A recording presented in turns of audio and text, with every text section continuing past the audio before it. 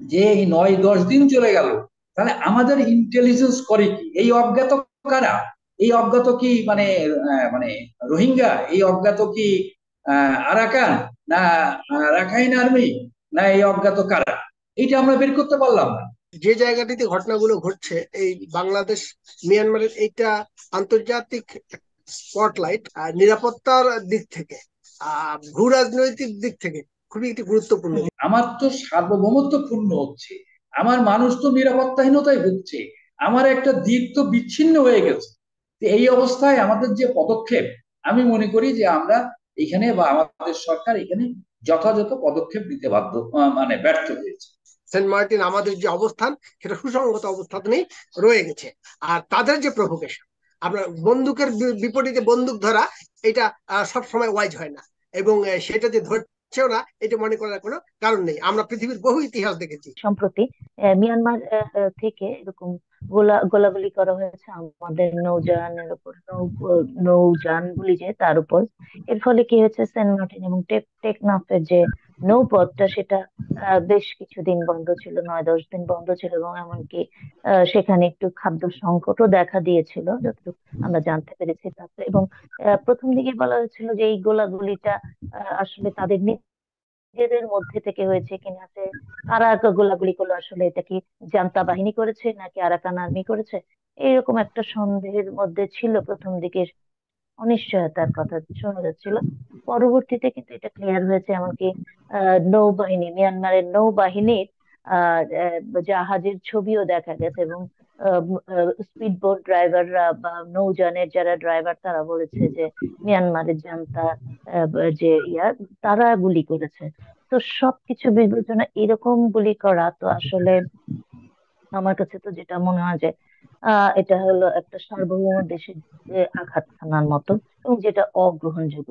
তবে আমার কাছে আরো একটা যেটা মনে হচ্ছে, যে আমরা তো বহুদিন ধরে মিয়ানমারের সবকিছু আমরা সহ্য করছি, এরকম ধরেন 2017 সালে রোহিঙ্গারা এখানে চলে আসলো পালিয়ে, প্রায় 10 লক্ষ রোহিঙ্গা, 10 লক্ষেরও উপরে রোহিঙ্গা এলো, আমরা সেটা মেনে নিয়েছি। তারপরে তড়িঘড়ি করে একটা চুক্তি হলো, যে চুক্তিতে জান্তা বাহিনীর পক্ষেই সব গেল।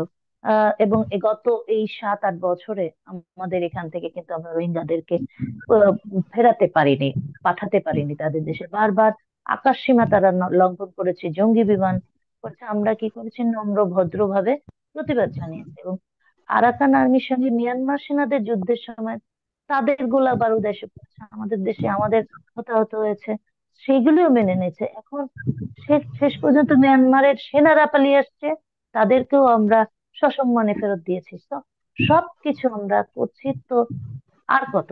এটাই হলো আমার প্রশ্ন।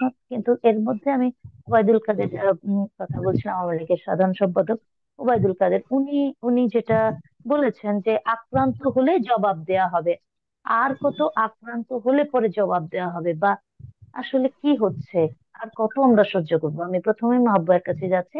মাহবুব ভাই, প্লিজ। বিষয়টা খুব দুঃখজনক যে এতদিন যে সীমান্তে যে গোলাগুলির যে ঘটনাগুলো ছিল, যে মিয়ানমার সৈনিকদের সাথে ওদের বিদ্রোহীদের লড়াইটা, এখানে আরাকান আর্মি সহ আরো মানে ওদের যে গণতন্ত্রপন্থী যে মানে এখন যারা সশস্ত্র লড়াই করছে, এবং সেই সাথে আরো যারা আছে তারা এই লড়াইয়ে অংশগ্রহণ করছে। এবং সেই গোলাগুলির কিছু অংশ বা সেই গোলাগুলি মানে ভুলক্রমে আমাদের দেশে এসে পড়েছিল, এটা মিয়ানমার কর্তৃপক্ষ বলেছে, এবং আমরাও এটা পরে খতিয়ে দেখেছি যে ওদের গোলাগুলি মাঝখানে আমাদের এখানে এসেছে। কিন্তু এইবার যে ঘটনাটা ঘটেছে এটা খুব দুঃখজনক, যে এইবার কিন্তু যে আমাদের যে নৌরুট, টেকনাফ থেকে আমাদের সেন্ট মার্টিন পর্যন্ত যে নৌরুট, এই নৌরুটে যে গোলাগুলি করা হচ্ছে, এটা কিন্তু ভুলক্রমে নয়, এটা টার্গেট করে ওই নৌরুটে চলাচলকারী আমাদের যে নৌযানগুলো, আমাদের যে স্পিড বোট গুলো বা আমাদের যে অন্যান্য নৌকাগুলো বা আমাদের ট্রলার গুলো, এমনকি আমাদের মাছ ধরার ট্রলার গুলো, সেগুলোকে লক্ষ্য করে তারা গুলি করছে। এবং এখানে বোঝা যাচ্ছে যে এটা কিন্তু অনিচ্ছাকৃত।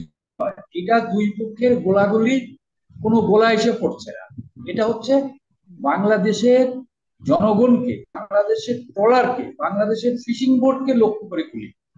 তো এইটা কিন্তু এই এতদিনকার মিয়ানমারে যে দীর্ঘদিন ধরে যে গৃহযুদ্ধ চলছে, তাদের নিজেদের মধ্যে যে লড়াই চলছে, এই লড়াইয়ের এটা কিন্তু একটা নতুন মাত্রা। কেন এই নতুন মাত্রা আমি বলছি? এই জন্যে যে এই লড়াই যে জিনিসটা দেখা যাচ্ছে যে তারা বাংলাদেশের ভূখণ্ডকে টার্গেট করেছে, বাংলাদেশের মানুষকে টার্গেট করেছে, বাংলাদেশের ফিশিং ট্রলারকে টার্গেট করেছে, এবং এর ফলে আমাদের যে মানে দ্বীপ সেন্ট মার্টিনস মূল ভূখণ্ড থেকে আমরা বিচ্ছিন্ন হয়ে গেছি। তো মানে মানে কি ভয়াবহ অবস্থা! একটা দ্বীপ আমাদের মূল ভূখণ্ড থেকে বিচ্ছিন্ন হয়ে আছে 9-10 দিন, এবং আমাদেরকে বলা হচ্ছে কি, প্রশাসন বলছে কি, অজ্ঞাত একটা বাহিনী, অজ্ঞাত জাহাজ থেকে বা অজ্ঞাত সৈনিকরা বা অজ্ঞাত সশস্ত্র বিদ্রোহীরা অথবা অজ্ঞাত লোকেরা তারা এই গুলাগুলিটা করছে। আমার প্রশ্ন হলো যে এই 9-10 দিন চলে গেল, তাহলে আমাদের ইন্টেলিজেন্স করে কি? এই অজ্ঞাত কারা? এই অজ্ঞাত কি মানে মানে রোহিঙ্গা? এই অজ্ঞাত কি আরাকান, না রাখাইন আর্মি, না এই অজ্ঞাত কারা? এইটা আমরা বের করতে পারলাম না। আর এটা তো আমাদের বের করার দায়িত্ব ছিল, মানে 2-1 দিনের মধ্যেই বের করা উচিত ছিল, যে তাহলে আমাদের ইন্টেলিজেন্সে এখানে বড় ধরনের একটা ফেলিওর আছে। আর 2 নম্বর কথা হলো যে এইটা তো সরাসরি আপনি যেটা বললেন যে আমাদের সার্বভৌমত্বে আঘাত, আমাদের ভূখণ্ডের মধ্যে যখন মানে মানে পরিকল্পিত হামলা হয়, তখন তো এটা সার্বভৌমত্বের আঘাত। এখন এই সার্বভৌমত্বে আঘাত হওয়ার পরও আমাদেরকে, মানে আপনার সাথে আমি একমত যে আমাদের আওয়ামী লীগের সাধারণ সম্পাদক বলেছেন যে আক্রান্ত হলে তখন এটা দেখা যাবে। আবার একই সাথে বিদায়ী সেনাপ্রধানও দেখলাম একই কথা বলেছেন যে এখনো সেই মাত্রায় যায় নাই, সেই মাত্রায় গেলে আমাদের সেনাবাহিনী প্রস্তুত, আমাদের নৌবাহিনী প্রস্তুত, আমাদের বিমান বাহিনী প্রস্তুত। হ্যাঁ, আমি বুঝলাম যে সেই মাত্রায় যায় নাই, কিন্তু সেই মাত্রাটা না গেলেও আমার তো সার্বভৌমত্ব পূর্ণ হচ্ছে, আমার মানুষ তো নিরাপত্তাহীনতায় ভুগছে, আমার একটা দ্বীপ তো বিচ্ছিন্ন হয়ে গেছে। এই অবস্থায় আমাদের যে পদক্ষেপ, আমি মনে করি যে আমরা এখানে বা আমাদের সরকার এখানে যথাযথ পদক্ষেপ নিতে মানে ব্যর্থ হয়েছে। এবং কি বলছে যে না, বিকল্প নৌ রুটে তারা খাদ্য সরবরাহ করে। বিকল্প নৌ রুট মানে কি? তাহলে মানে মানে বঙ্গোপসাগরের মানে ডিপ সি দিয়ে আমাদের যেতে হবে। তো ডিপ সি দিয়ে তো ট্রলার যাবে না, ডিপ সি দিয়ে জাহাজ যাবে। তো এই যে ট্রলারে করে যারা যাতায়াত করতো, ট্রলারে করে যে বাণিজ্য করতো, ট্রলারে করে যে মানুষ আসা যাওয়া করতো, অথবা যারা মাছ ধরতো, তাদের কি হবে? তো এইটা কোনো মানে আমি তো মনে করি না এই যে বিকল্প রুট খুঁজে বের করার একটা মহান কৃতিত্ব তারা জাহির করছে। হ্যাঁ, বিকল্প রুট দিয়ে তারা 200 টন মালামাল পাঠাইছে, তারা চাল, ডাল, আলু, পেঁয়াজ ইত্যাদি পাঠাইছে, গুড, এর জন্য আমরা তাদেরকে ধন্যবাদ জানাই। কিন্তু বিকল্প রুট তো বিকল্প হতে পারে না। আমাদেরকে আমাদের ভূখণ্ডে যাওয়ার জন্য আমাদের যে নিজস্ব ভূখণ্ড, নিজস্ব সাগরের যে জায়গা, নিজস্ব নাফ নদীর যে আমাদের যে অঞ্চল, সেই অঞ্চল দিয়ে যাতে যাতায়াত করতে পারি তার নিরাপত্তা বিধান করার দায়িত্ব আমাদের কোস্ট গার্ডের। সেই নিরাপত্তা বিধান করার দায়িত্ব আমাদের বিজেপি। আমি মনে করি এই জায়গায় একটা ব্যত্যয় ঘটছে। কেন ব্যত্যয় ঘটছে এটা অনুসন্ধান করা দরকার।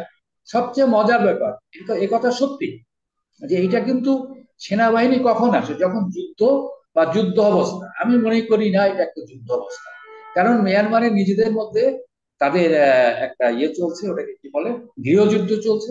এখন গৃহযুদ্ধের এটা হচ্ছে প্রত্যেকটা ঘটনার এটা মানে বাই প্রোডাক্ট বলে একটা ঘটনা আছে, যে এই গৃহযুদ্ধের ফলশ্রুতি এইটা, যার ফলে এটা কিন্তু বাংলাদেশে তো মিয়ানমারের যুদ্ধ অবস্থা নয়। তার যুদ্ধ অবস্থা নয়, সেনাবাহিনী যাবে না, ঠিক আছে, বিমান বাহিনী অংশগ্রহণ করলো না, ঠিক আছে, কিন্তু আমার সীমান্ত রক্ষী বাহিনী, আমার কোস্টাল গার্ড, তারা কি মানে বসে আছে কেন? তো তাদের দায়িত্বটা নিরাপত্তা বিধান করা। আমি মনে করি এই জায়গায় খুব বড় ধরনের একটা ব্যত্যয় ঘটেছে, এবং এর জন্য আমাদের আর তার চেয়েও বড় কথা হলো পুরো বিষয়টা সরকারের পক্ষ থেকে পুরো জাতির সামনে কিন্তু তুলে ধরা হয় না, বরং পুরো জাতি একটা অন্ধকারে আছে। কি বলা হচ্ছে?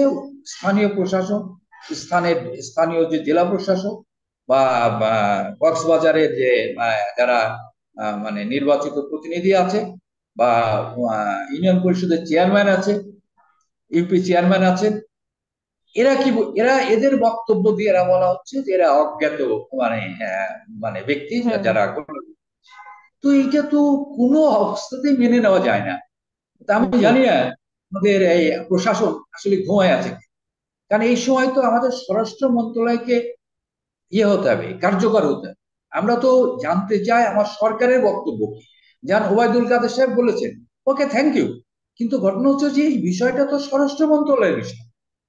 আভ্যন্তরীণ নিরাপত্তা নিশ্চিত করার দায়িত্ব কিন্তু স্বরাষ্ট্র মন্ত্রণালয়, এটা প্রতিরক্ষা মন্ত্রণালয় নয়। তাহলে হুম। স্বরাষ্ট্র মন্ত্রণালয় এখনো পর্যন্ত একটা কোনো বিবৃতি, মানে মৌখিক বক্তব্য তো না, আমি মনে করি এটা তো লিখিত বিবৃতি দিয়ে পুরো জাতির সামনে এটা তুলে ধরা উচিত যে এখানে সমস্যাটা। আপনি যেটা জি। বললেন যে আমরা 10 লক্ষ রোহিঙ্গা। নবাই, আমি আবার আপনার কাছে আসবো। আমি একটু পুলক ঘটকের কাছে যাচ্ছি। পুলক দা, আপনি শুনতে পাচ্ছেন নিশ্চয়ই আমাকে, এবং মাহবুব ভাইকে আপনি একটু আনমিউট করে আপনি আপনার বক্তব্য একটু শুনতে চাচ্ছি। আপনার এই ঘটনাটাকে আপনি কিভাবে দেখছেন? মিয়ানমারে যা ঘটছে সামগ্রিকভাবে একটি দুর্ভাগ্যজনক ঘটনা। এবং মিয়ানমারের আপদ বারবার বাংলাদেশের উপর চেপে বসছে, বাংলাদেশে ঠেলে দেওয়া হচ্ছে। একটা দেশ আফসোস লাগে যে তাদের জলসীমা আছে, বনভূমি আছে, বহু বৈচিত্র্যপূর্ণ জনগোষ্ঠীর সমন্বিত অবস্থান আছে, সেই দেশটা তারা ভালোভাবে চালাতে পারলো না এবং দেশটা আজকে একটি ব্যর্থ রাষ্ট্রের পর্যায়ে চলে গেছে।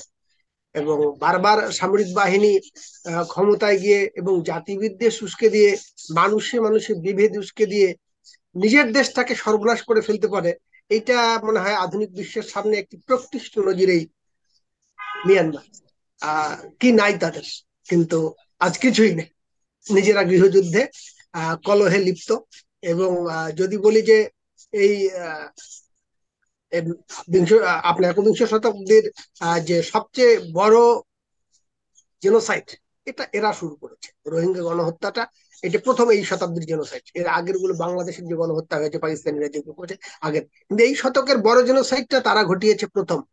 এবং এসব করে নিজস্ব ন্যাশনাল ইন্টিগ্রিটি শেষ করে ফেলছে, জাতীয় ঐক্য সংহতি। এখন তারা যুদ্ধে এবং কলহে, আত্মকলহে লিপ্ত, নিজেরা মরছে।